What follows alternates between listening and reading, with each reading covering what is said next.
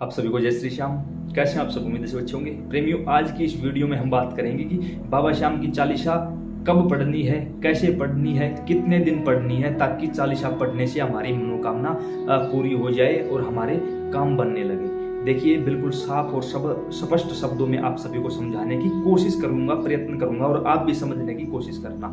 उसके साथ साथ अगर आप सच में बाबा के अच्छे व सच्चे प्रेमी हो तो इस वीडियो को पूरा देखने के बाद अन्य प्रेमियों के पास फेसबुक और व्हाट्सएप के माध्यम से जरूर शेयर करना, ताकि उनका भी कल्याण हो सके, भला हो सके। क्यों बोलता हूं मैं ये बात? अगर देखो, मैंने ये वीडियो बनाई, जो कोई भी इस वीडियो को देखकर वैसा ही करेगा, अगर उसका एक भी प्रेमी का काम बना तो आपका 16% हिस्सा मेरे अकाउंट में डाल दिया जाएगा। उसी प्रकार जो कोई प्रेमी इस वीडियो को शेयर करेगा, उनका भी 16% हिस्सा आपके अकाउंट में डाल दिया जाएगा। ये एक चैन सिस्टम है भाई, और ये मैं नहीं कहता, ये मैंने गुरुजनों के मुख से सुना है। और अगर संतों ने ये बात कही है तो किसी भी प्रकार से ये बात झूठी नहीं हो सकती। बाकी आपकी मर्जी, आप शेयर करो या ना करो, वो आपके ऊपर डिपेंड है। तो अब बात करते हैं चालीसा पर। तो सबसे पहले चालीसा 11 दिनों तक पढ़ी जाती है, सुनी नहीं जाती, गाई नहीं जाती, कुछ पढ़ी जाती है। वो भी किताब में देख देख कर एक एक शब्द पढ़ी जाती है, और इस तरीके से पढ़ी जाती है कि एक एक शब्द स्पष्ट रूप से समझ आना चाहिए। ठीक है ना?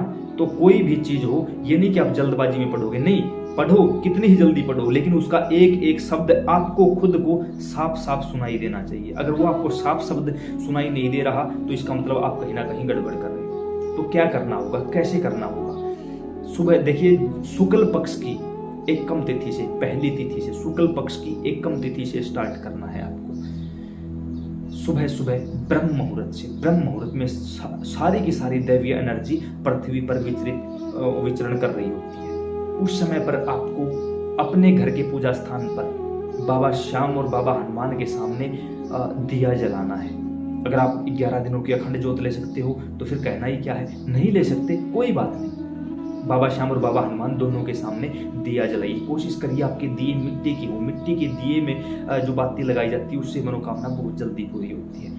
मिट्टी के दिए हों, उनके अंदर घी डालना है आपको, किसी और चीज का नहीं। आप इस वीडियो को कभी भी किसी भी समय देख रहे हो तो आपको सिर्फ और सिर्फ घी डालना है। कोशिश करिए तब तक वो चलती रहे जब तक आप चालीसा का पाठ करो। 11 दिनों तक आपको लगातार 11-11 शाम चालीसा का पाठ करना है। उसके साथ आपको 11-11 हनुमान चालीसा का भी पाठ करना है, अगर आपको शीघ्र अपनी मनोकामना पूर्ति करनी है तो। क्यों? क्योंकि किसी भी देवी देवता के मंदिर में चले जाओ, आपको बाबा हनुमान की पूजा होती मिलेगी। जिस प्रकार श्री गणेश भगवान के बगैर कोई पूजा शुरू नहीं होती, बाबा हनुमान के बगैर कभी कोई पूजा पूरी नहीं मानी जाती। तो बाबा हनुमान के भी साथ में आप चालीसा करोगे ना तो बहुत जल्दी रिजल्ट मिलेगा, बहुत जल्दी ये चीज देखने को मिलेगी। यानी 11-11 श्याम चालीसा, 11 हनुमान चालीसा, हर रोज ये नियम बनाना है और पढ़नी है। वो आपको सुननी नहीं है, कुछ और नहीं करना, पढ़नी है वो आपको। क्या करना होगा? सबसे पहले दीपक जलाने से पहले आप अपने हाथ में घंटी पकड़ोगे, माचिस की तिल्ली जलाई, घंटी। उस समय पर कवन सोका सबसे पहले बोलना है कि चलिए करते हैं श्री गणेश। ऐसा बोलकर आपने श्री गणेश भगवान को याद कर लिया। फिर बोलना है कवन सोकाज कठिन जगमाही जो नहीं होई तात तुम पाई। बाबा हनुमान, संसार में ऐसा कौन सा काम है जो आप ना कर सकते हो? अतः अपनी शक्तियों को याद करिए और तुरंत जागृत स्वरूप में विराजमान हो जाइए, क्योंकि हमने 11 दिनों का ये संकल्प लिया है। फिर बाबा श्याम, माता मौलवी को दिए गए दोनों वचनों को याद करिए। एक, हारे का सहारा बनूंगा, दूसरा, किसी ने कुछ मांग लिया इनकार नहीं करूंगा। और तुरंत जागृत स्वरूप में विराजमान होइए, क्योंकि हमने 11 दिनों का ये संकल्प लिया है और बाबा हनुमान पहले ही जागृत हो चुके हैं। आपने यह काम बोलकर दोनों दीप प्रज्वलित करने हैं। उसके बाद आपको बाबा को फलों का भोग लगाना है। 2 केले। केले मैंने क्यों बोले हैं? क्योंकि केला हर मौसम में आसानी से उपलब्ध हो जाता है। केले का भोग लगाना है। 11 के 11 दिन आपको तुलसी अर्पित करनी है बाबा को। याद रहे, रविवार को और एकादशी को तुलसी नहीं तोड़ी जाती, तो आप आगे पीछे थोड़ा सा एडजस्ट कर लेना, याद रख लेना किस दिन रविवार है और किस दिन एकादशी है। तो वो अब आपके ऊपर डिपेंड है, आप किस तरह कैसे उन चीजों को देखते हो। आपने ये काम कर दिया, तुलसी अर्पित कर दी। उसके बाद अपने साथ एक जल का लोटा आपको जरूर रखना है। फल अर्पित करके अपने हाथ में जल लेके और फेरी लगाइए वहां पे। संकल्प ले लिया आपने, हाथ में जल रखा। हे बाबा श्याम, बाबा हनुमान, मेरा नाम ये है, मेरे पिता का पति का नाम ये है, मैं इस जगह का स्थायी निवासी हूँ और मेरा गोत्र ये है। हम ऐसा काम क्यों करते हैं? क्योंकि एक क्लास में 100 स्टूडेंट हैं। अब सभी के ऊपर टीचर की नजर तो नहीं जा सकती। टीचर की नजर उसी पर रहती है जो अपनी उपस्थिति दर्ज करवाता है। सिर्फ सेम यही चीज है। कि सबकी नज़र तो साकी पे है, लेकिन साकी की नज़र सभी पे हो कोई ज़रूरी तो नहीं।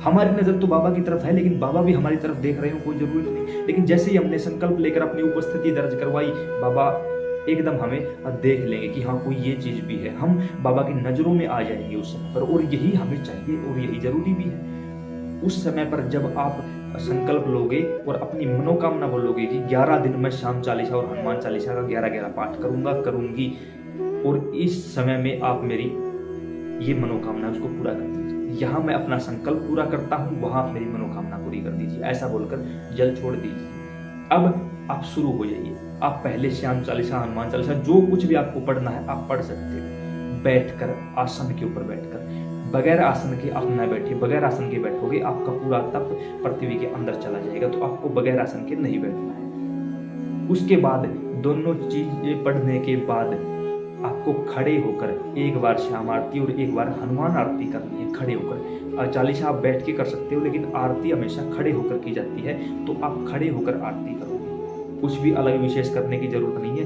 कोशिश करना कि जब तक ये आपका पाठ जाप चले तब तक दीपक जलते रहे। अगर आपकी योग्यता, आपकी समर्थता है तो ये सही है, और ना हो सके भाई हमारे पास इतनी ज्योति नहीं है, इतना घी नहीं है, इतना नहीं कर सकते, तो कोई बात नहीं, दीपक जितनी देर चले उसको चलते रहना देना चाहिए, कोई दिक्कत नहीं होगी। अब मेन बात यह है कि जब आप ये काम कर लोगे उसके बाद आपको वहीं उसी आसन पर बैठ जाना है। कम से कम 1 से 1.5 मिनट आप बिल्कुल चुपचाप वहां बैठे रहना है, कुछ भी नहीं बोलना। उसके बाद आप उस आसन पर से खड़े होकर सबसे पहले आसन को प्रणाम करोगे। प्रणाम करते ही आसन की शक्ति, बाबा की शक्ति, आपकी उस किताब की शक्ति और आपके मंत्र उसका पाठ का जाप पूरा आपके शरीर में समाहित हो जाएगा। उसके बाद आप उठकर अन्य कामों में लग जाओगे। तुरंत नहीं उठना है। तुरंत उठोगे तो आपका नंगा पांव पृथ्वी पर टिकेगा और भगवती पृथ्वी देवी आपके पूरे जाप को अपने अंदर समा लेगी, अपने अंदर समाहित कर लेगी। तो इससे आपका पूरा जाप का फल उनके पास चला जाएगा। आसन को प्रणाम किए बगैर उठोगे तो आपका पूरा फल इंद्र ले जाएंगे, लेकिन आसन को प्रणाम करना है, 1 से 1.5 मिनट वहीं बैठकर फिर उठना है, तो आपका पूरा प्रभाव उसी के आपके ही पास रहेगा।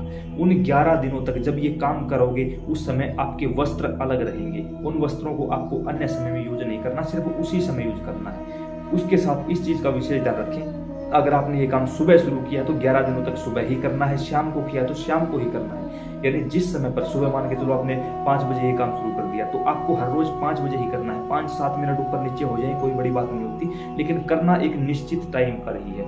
11 दिनों के अंदर अंदर आपकी मनोकामना पूरी हो जाएगी। बाकायदा कुछ ऐसा हो जाए कि मनोकामना पूरी नहीं हुई है तो भी 11वें दिन आप क्या करोगे, हाथ में जल लेकर दोबारा संकल्प करोगे और कहोगे कि हमने अपना काम पूरा किया, अब आप भी अपना काम पूरा कर दीजिए, उस जल को छोड़ दीजिए। उसके बाद जो हर रोज वहाँ 2 केले रखोगे, उन केलों को बाद में उठाकर अपने ही घर में बांटकर आप खा सकते हो, और हर रोज बाबा को भोग लगाते रहिए। एकादशी को जब भोग लगाया तो उसके बाद आपके 11 दिन कंप्लीट हुए, पूरे हुए। उसके बाद जो भी जैसे भी पहले का आपका रूटीन था उस रूटीन को चलने दीजिए, और बहुत जल्दी बाबा श्याम आपकी हर मनोकामना को पूरी कर देंगे। उम्मीद करते हैं जानकारी समझ और पसंद आई होगी। अन्य प्रेमियों के साथ जरूर साझा करें। जय श्री श्याम।